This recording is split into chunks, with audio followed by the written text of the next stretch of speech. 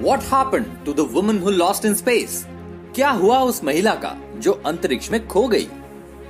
एक सदी के महान फिलोसोफर सोक्रेटिस ने कहा था कि इंसान जब तक पृथ्वी से ऊपर उठकर आसमान की तरफ नहीं बढ़ेगा तब तक वो अपनी दुनिया को बेहतर तरीके से नहीं समझ पाएगा। उन्होंने ये तब कहा था जब इंसान आसमान में दिख रहे सूरज और तारों को घूरता रहता था और सोचता था कि धरती दुनिया का केंद्र बिंदु यानी कि सेंट्रल पॉइंट है। समय बदला और बदलते समय के साथ साथ हम इंसानों ने आसमान की ओर बढ़ने के सपनों को जन्म दिया और इन्हीं सपनों के दम पर इंसान ने आर्टिफिशियल सैटेलाइट्स के रूप में ऐसी मशीनें बनाई जिसने आसमान की तरफ छलांग लगाई। दोस्तों, आप तो जानते ही है कि अंतरिक्ष की कोई सीमा रेखा नहीं है। इस बात में कोई शक नहीं कि अंतरिक्ष में कूच करने से पहले बहुत से जानवर ऊपर भेजे गए। इसी फेरिस में पहली फीमेल डॉग लाइका हमारे अंतरिक्ष में गई।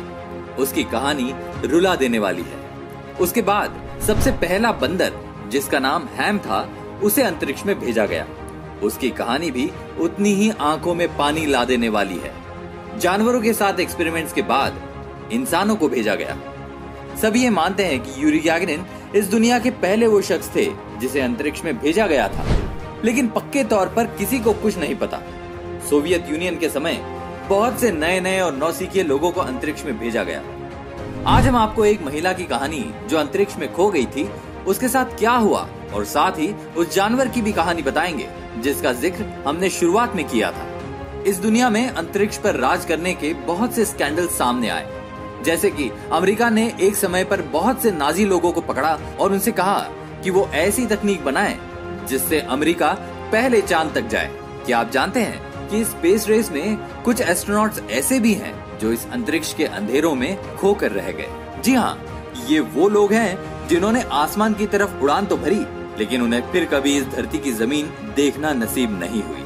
और ऐसी ही एक मिस्ट्री जिसे इटली के दो भाइयों ने दुनिया के सामने रखा था। उन भाइयों के नाम एशले और जिनके सिग्नल धरती से बाहर दूर दूर तक भेजे जा सकते थे। इन्होंने ये काम कई सालों तक किया लेकिन उनको अपने सिग्नल्स में कुछ भी खास नहीं मिला। लेकिन फिर नवंबर 1963 का समय आया जब उन्होंने एक बहुत ही अजीब सिग्नल सुना। ये सिग्नल पूरी तरह से बाहरी दुनिया से आया था जो मोर्स कोड में था। उन्होंने उसे पकड़ा और उस सिग्नल को डिकोड किया और जब उन्होंने उसे समझा तो पूरी तरह से हैरान हो गए। उस सिग्नल में एक महिला की आवाज थी और महिला डरी हुई थी और दर्द से करा रही थी। वो धरती पर वापसी की तैयारी में थी और मदद के लिए चिल्ला रही थी। हम आपको असली सिग्नल की ऑडियो क्लिप भी सुनवा देते हैं।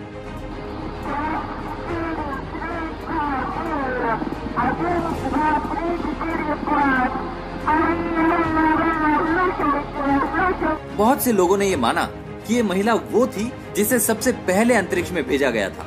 साथ ही ये माना गया कि वो सफलतापूर्वक अंतरिक्ष में पहुंच तो गई थी लेकिन वापस धरती पर आते समय उसके साथ दिक्कत होने लगी। असल में उसके कैप्सूल का कूलिंग सिस्टम खराब हो चुका था और बदकिस्मती से कैप्सूल के अंदर आग लग गई थी और वो महिला उसी में फंसकर मर गई। ऐसा ही कुछ एक और प्राणी के साथ हुआ था जिसके बारे में मैं आपको आगे वीडियो में बताने वाला हूँ। बहरहाल इन दोनों भाइयों को उनके काम के लिए सम्मानित किया गया। उन्हें नासा बुलाया गया और यही नासा ने उनको सम्मानित किया। ये जो रिकॉर्डिंग्स उन भाइयों को मिली वो सोवियत के समय का खास और सीक्रेट मिशन था जिसका नाम वेस्टॉक प्रोग्राम था। इसे 1960 के दशक में भेजा गया था।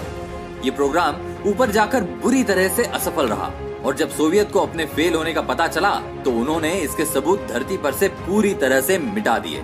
इसका मतलब हमें कभी पता नहीं चल पाएगा कि वो महिला असल में कौन थी। इसके बाद ये माना गया कि जिस महिला की आवाज रिकॉर्डिंग्स में सुनाई दे रही है ये अकेली अंतरिक्ष यात्री नहीं होगी, इसके साथ कम से कम 2 और अंतरिक्ष यात्री जरूर होंगे। इसीलिए ये कोई नहीं जानता कि सोवियत के समय भेजे गए अंतरिक्ष यात्री आज भी बाहरी अंतरिक्ष में घूम रहे हैं और हो सकता है अब तक ये सूरज के बहुत पास पहुंच गए हों और जल भी गए हों। जैसी दर्द भरी आवाज उस महिला की सुनी गई उससे ये समझ में आया था कि उसके कैप्सूल में आग लग गई है और अब तक तो उसका कैप्सूल कूड़ा बनकर किसी ग्रह के चारों ओर या फिर शायद धरती के ही चारों ओर चक्कर लगा रहा होगा। ये सोचने में कितना अजीब है कि जिस धरती पर हम रहते हैं उसके चारों ओर मरे हुए लोग घूम रहे हैं। अब मैं बात करने वाला हूँ उस डॉग की जिसे सबसे पहले अंतरिक्ष में भेजा गया था। उसे कैसे भेजा गया, उसके साथ क्या हुआ, ये सब मैं आपको बताने वाला हूँ। आज हम सबको पता है कि अंतरिक्ष में जाने वाले लोगों को सारा श्रेय दिया जाता है कि उनकी वजह से हमें अंतरिक्ष के बारे में पता चल पाया है। फीमेल डॉग लाइका, जिसे अंतरिक्ष में भेजा गया था, उसका जन्म 3 नवंबर 1954 को सोवियत यूनियन में हुआ था। वो मॉस्को यूएसएसआर में पैदा हुई, जो कि आज मॉस्को रशिया है।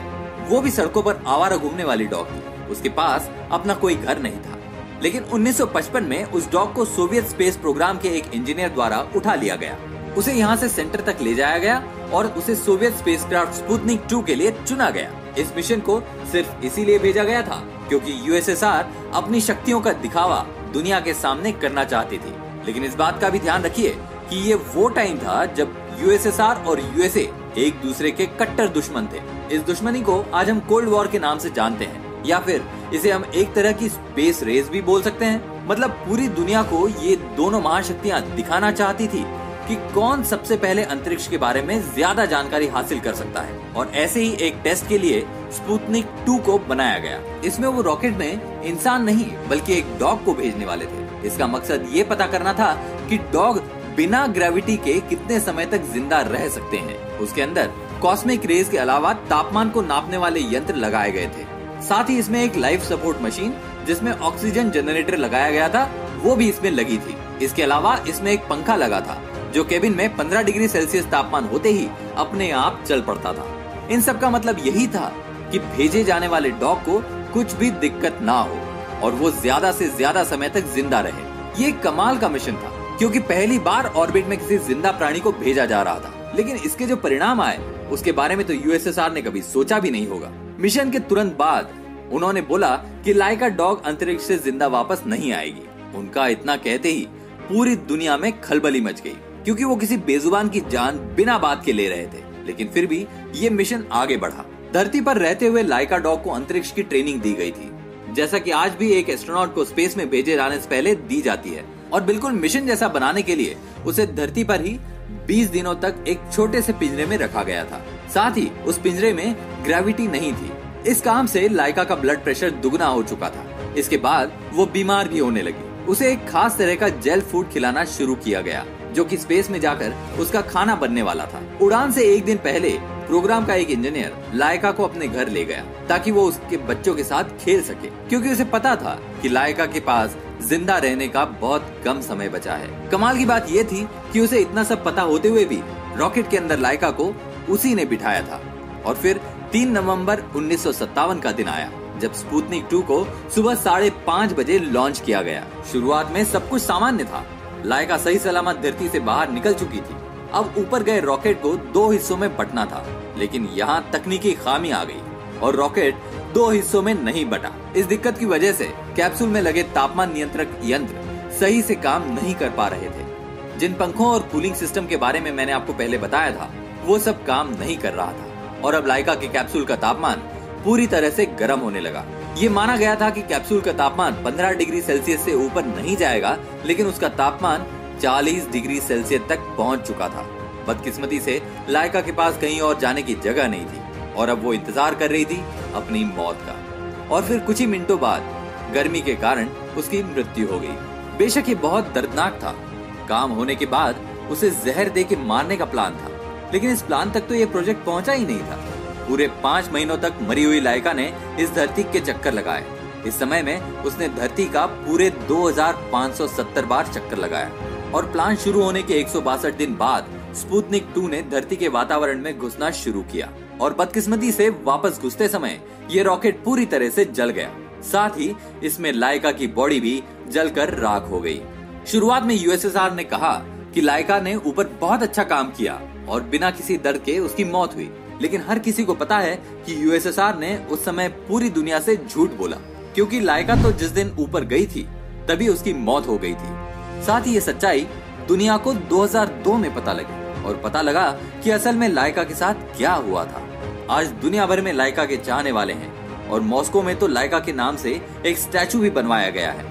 साथ ही इन मिशंस ने यूएसए और यूएसएसआर के ऊपर जानवरों का ऐसा इस्तेमाल करने के लिए सवाल भी उठाया और लाइका के बाद ये निर्णय लिया गया कि अगर कोई देश किसी जानवर को ऊपर भेजता है तो उसे वापस लाने की भी जिम्मेदारी उसी की होगी।